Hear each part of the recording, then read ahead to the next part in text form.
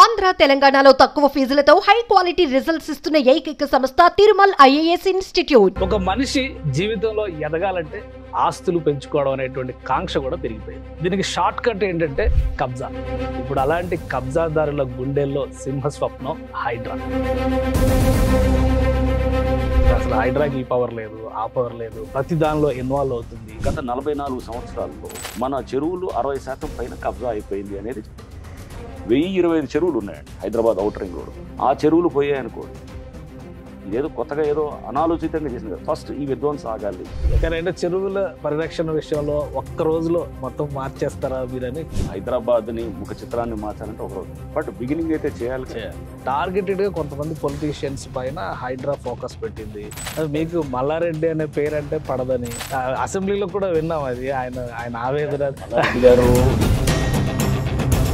దీన్ని రాజకీయాలకు అతీతంగా ఉండాలి. ఇప్పుడు మేము చేసిన యాక్షన్స్లో ఎక్కువ నష్టపోయింది రూలింగ్ పార్టీ వాళ్ళు. ఎందుకంటే మేము ఎదుర్కొనేది ఎవడు సామాన్యులు కాదు, బలమైన వ్యక్తులు. మమ్మల్ని ఏమి చేయలేరు, ఇదంతా మా కంట్రోల్లో ఉంది, మా గుత్తాధిపత్యంలో ఉన్నటువంటిది. ఇది అరాచకం. ఈ రోజు వరకు ఇంటి బయట జరిగిన కబ్జాలు రేపు ఇంట్లో కూడా జరగవచ్చు. ఎన్నిటికీ చెక్ పెట్టాలి. హైడ్రా ఇచ్చిన పరిమితులను మించి వ్యవహరిస్తుంది.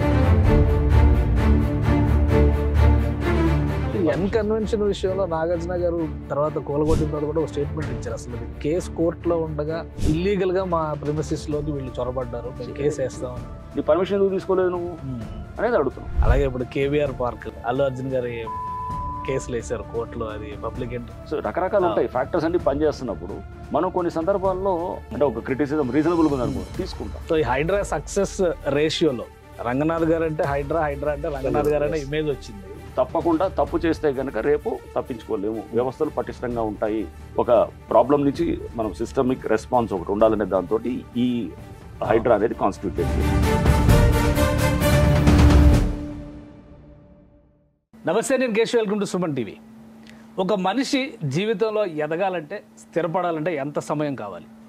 జీవితకాలం అని ఒకప్పుడు చెప్పేవాళ్ళు. ఇప్పుడు ఈ పెరిగే వేగం ఎలా పెరిగిందో దానికి తగ్గట్టుగానే ఆస్తులు పెంచుకోవడం అనేటువంటి కాంక్ష కూడా పెరిగిపోయింది. దీనికి షార్ట్ కట్ ఏంటంటే కబ్జా అనేది చాలా సులువైన మార్గం.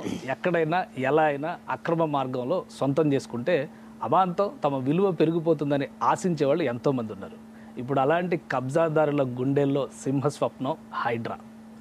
Hyderabad disaster response asset protection agency. ఈ ఏజెన్సీ వచ్చిన తర్వాత ఎన్ని పూలవర్షం కురిసిందో, ఎంత పూలవర్షం కురిసిందో అదే స్థాయిలో విమర్శల జడివాన కూడా వస్తుంది. ఇది మంచి చేస్తుందా సమాజానికి, చెడు చేస్తుందా? ఈ చర్చ చుట్టూనే ప్రజానీకం అంతా కూడా తిరుగుతున్నటువంటి పరిస్థితి ఉంది. ఎందుకు ఉంది? ఒక అధికారి తీసుకుంటున్నటువంటి నిర్ణయాలు, వ్యవస్థని బాగు చేయాలనేటువంటి సంకల్పంతో నడుస్తున్నటువంటి విధానం ఈరోజు ఒక్క తెలుగు రాష్ట్రాల్లోనే కాదు దేశవ్యాప్తంగా చర్చనీయాంశంగా మారుతుంది. అలాంటి హైడ్రాని లీడ్ చేస్తున్నటువంటి అధికారి చీఫ్ కమిషనర్ రంగనాథ్ గారు మనతో పాటు ఉన్నారు.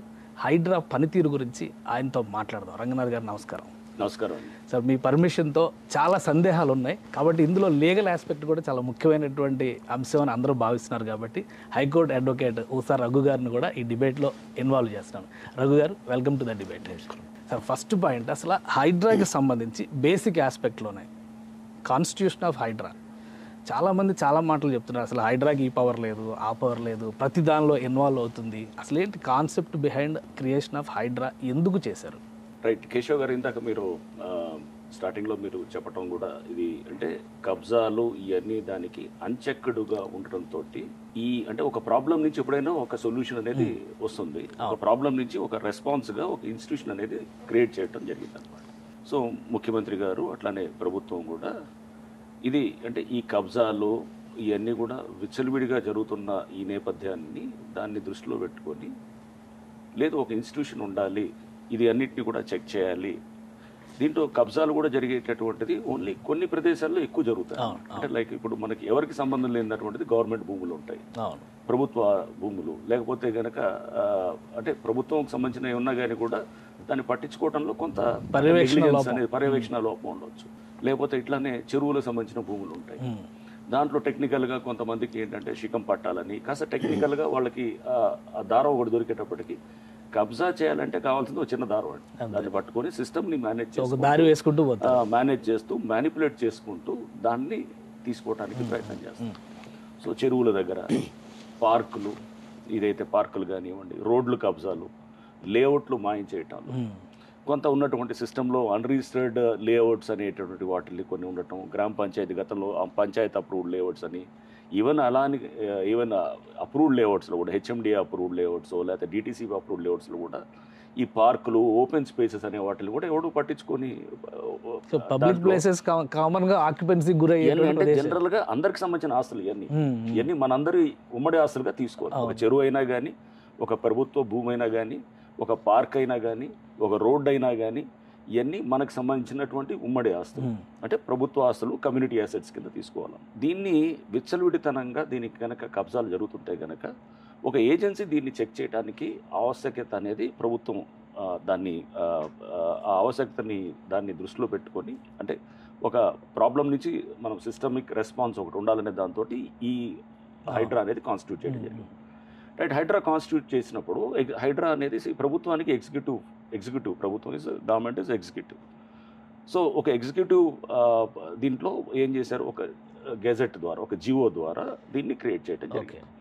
సో జియో ద్వారా క్రియేట్ చేసిన అంటే ఒక ఎగ్జిక్యూటివ్ రిజల్యూషనో లేకపోతే ఒక ఎగ్జిక్యూటివ్ బాడీ అనేది క్రియేట్ అయ్యేటప్పుడు దానికి స్టాట్యూటరీ బేసిస్ ఉండొచ్చు, కాన్స్టిట్యూషనల్ బేసిస్ ఉండొచ్చు, అంటే కాన్స్టిట్యూషన్ ద్వారా మెన్షన్ చేసి like election commission, statutory basis like national human rights commission, or executive basis like ఇంతకుముందు ఉన్నటువంటి ప్లానింగ్ కమిషన్, నీతి ఆయోగ్, లేకపోతే ఇట్లా చాలా ఉంటాయి. ఇప్పుడు మనకి చూస్తే కనుక అంటే చాలా రకరకాలుగా కాన్స్టిట్యూట్ చేయబడుతుంది.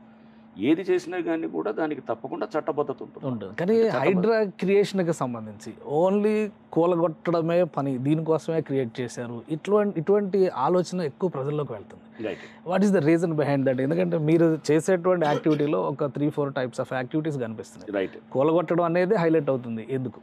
రైట్, అంటే అది కూలగొట్టడం అనేది బహుశా హైలైట్ చేయటం ఏంటంటే అది ఇన్నాళ్ళు అది జరగలేదండి. అంటే ఎప్పుడైతే కనుక మీరు అది అంటే దట్స్ అన్ అగ్రెసివ్ యాక్షన్గా తీసుకుంటుండొచ్చు పబ్లిక్ నుంచి. నేను చూసేటప్పుడు అది అంటే చాలా చోట్ల మేము కూలగొట్టింది.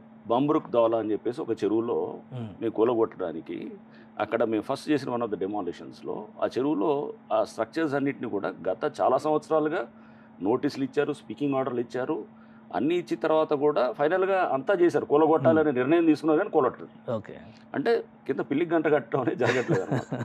So somewhere someone has to bell the cat. ఆ పిల్లికి గంట కట్టడం అనేది జరగట్లేదు. కన్వెన్షన్ ఫర్ ఇన్స్టెన్స్ కన్వెన్షన్ది కూడా దాంట్లో కూడా ఏంటంటే నోటీసులు ఇచ్చారు, స్పీకింగ్ ఆర్డర్స్ ఇచ్చారు, దాన్ని డిమాలిష్ చేయాలని ఒక మొత్తం డెసిషన్ తీసుకోవడం జరిగింది, బట్ ముందుకు వెళ్ళలేదు. అంటే మేము చేసిన డిమాలిషన్స్ అన్ని కూడా గతంలో నిర్ణయాలు తీసుకున్న వాటిని ముందుకు తీసుకెళ్ళటం చేసినవి కూడా చాలా ఉన్నాయన్నమాట. అంటే గంట కట్టడం అనే బాధ్యత నెగటివ్ అవుతుందా? ఫస్ట్ ఆఫ్ ఆల్ అంటే దీన్ని నేను అంటే July 18th హైడ్రా కాన్స్టిట్యూట్ అయింది. కాన్స్టిట్యూట్ అయిన తర్వాత August 1st or 2nd ఆ టైంలో ప్రెస్ మీట్ కూడా పెట్టాం. ప్రెస్ మీట్ పెట్టినప్పుడు ప్రెస్లో వాళ్ళందరికీ కూడా నేషనల్ రిమోట్ సెన్సింగ్ ఏజెన్సీ ద్వారా సేకరించిన సమాచారాన్ని పవర్ పాయింట్ ప్రెజెంటేషన్ ద్వారా ఇచ్చారు. చూపించినప్పుడు దాంట్లో చాలా స్పష్టంగా గత 44 సంవత్సరాల్లో మన చెరువులు 60% పైన కబ్జా అయిపోయింది అనేది చాలా స్పష్టంగా నేషనల్ రిమోట్ సెన్సింగ్ డేటా ఇచ్చిన దాన్ని ప్రజెంట్ చేయడం జరిగింది. ఓకే, ఈ విధ్వంసం అంటే ఈ మధ్య కాలంలో ఇంకా ఎక్కువ జరిగింది. అంటే గత బహుశా ఒక 4-5 years బ్యాక్ నుంచి.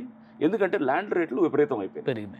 ల్యాండ్ రేట్లు విపరీతం అయ్యే కొద్దీ స్వార్థం అనేది కూడా ఎక్కువ దీంట్లోకి ఎంటర్ అవ్వడం మొదలైనప్పుడు సిస్టమ్స్ని ఎలా మేనేజ్ చేయాలి, మ్యానిపులేట్, ఎప్పుడైతే ఒక వాల్యూ ఎక్కువ ఉందనుకోండి, స్టేక్స్ ఎక్కువ అవుతాయి కదా, వాల్యూ ఎక్కువ అయ్యే కొద్దీ దాని స్టేక్స్ పెరిగే కొద్దీ మ్యానిపులేట్ చేసేటటువంటి మెకానిజమ్స్ కూడా ఇంకా దాన్ని మాడిఫై అవుతూ ఇంకా అడ్వాన్స్ అవుతుంటాయి అన్నమాట.